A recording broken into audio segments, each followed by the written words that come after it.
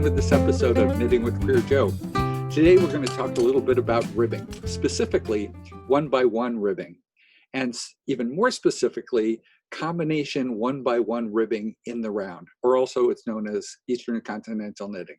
So grab your current project if you're working on one, or if you're not, feel free to grab anything you like to drink and sit down and knit with QueerJoe for a little bit.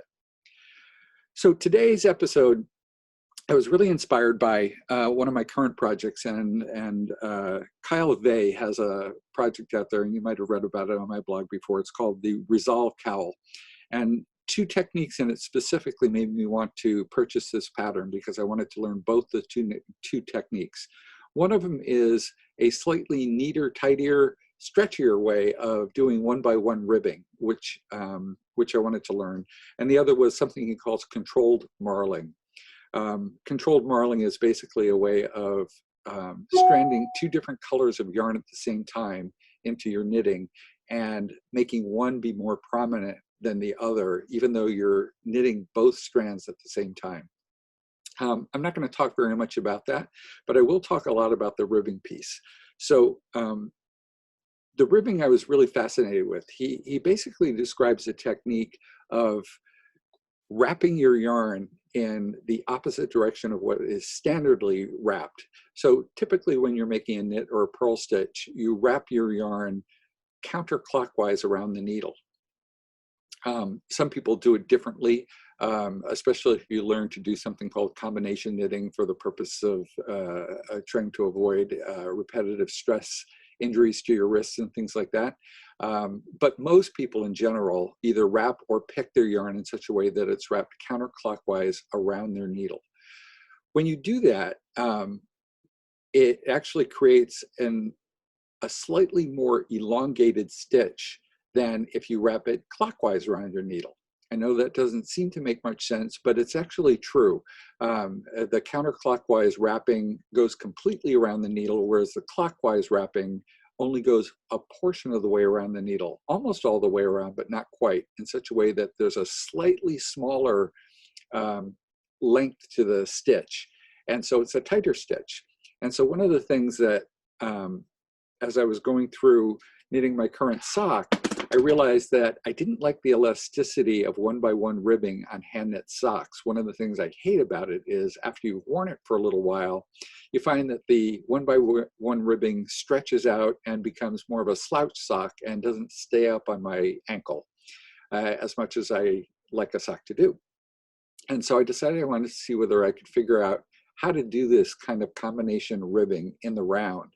And when I did it, I figured I might as well put out a tutorial on how I did it so that people could benefit from that as well.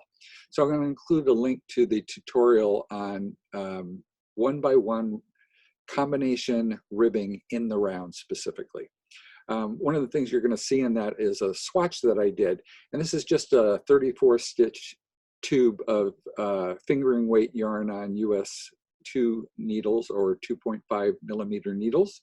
And one of the things you'll see is I did 4 different ways of ribbing on this. And this is a standard one-by-one ribbing. And that's really all I'm going to show you in today's blog. You can see the rest of it in the tutorial piece. But one of the things that I didn't like about one-by-one ribbing when it's hand knit, especially on socks, is that when you wear it for a while, the elasticity starts to not have as much memory and as much spring back.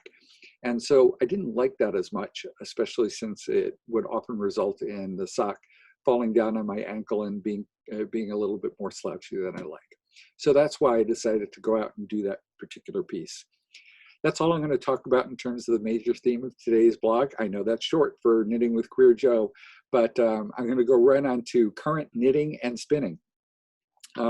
But please check out the tutorial if you're interested in finding out a new technique for tighter, neater ribbing. With that, I'll go on to current knitting, and spinning.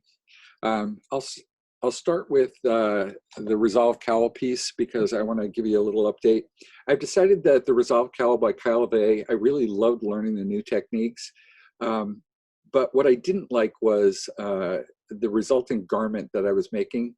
It's an enormous amount of effort to create a rather plain, in my mind, a rather plain looking garment. Yes, it's going to be really beautiful if I were to finish it, but I've decided not to. I'm actually going to scrap this project and rip it out now that I've learned the controlled marling technique and the tighter one-by-one ribbing technique that I just talked about, and that I've kind of written a tutorial about in the round instead.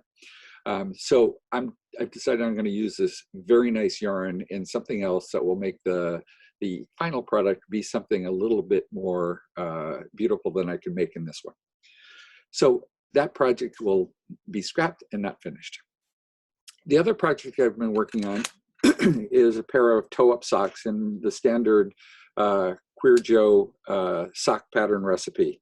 I finished one of the socks, and I've just started the ribbing on the second sock. So I've gotten the full foot and toe and heel done, and I've just started the ribbing on that. And so hopefully I'll be able to use, but one of the things I did use is one of the combination one-by-one ribbing techniques that I talk about in the tutorial. And you'll see that no matter how many times I stretch this out, and I actually have worn this sock for a couple hours, and it still maintained the memory and elasticity of the one-by-one ribbing in a way that I really like it. And so I'm really pleased with that. And I suggest that you try that out as well. The other thing that I have been working on is a spinning project. So a friend of mine had decided he doesn't spin, but he loved this colorway at Inglenook Fibers, piece. It's called Hawaiian Shirt, and he just loves anything tiki related or Hawaiian. And so he actually sent me this roving, and I've spun it up into what turned out to be about 530 yards of heavy worsted yarn, believe it or not. Very unusual for me to create a yarn that's quite that heavy. I'm usually doing fingering weight, and so it was kind of a challenge for me to do something like that. But I have finished spinning up his 530 yards of yarn.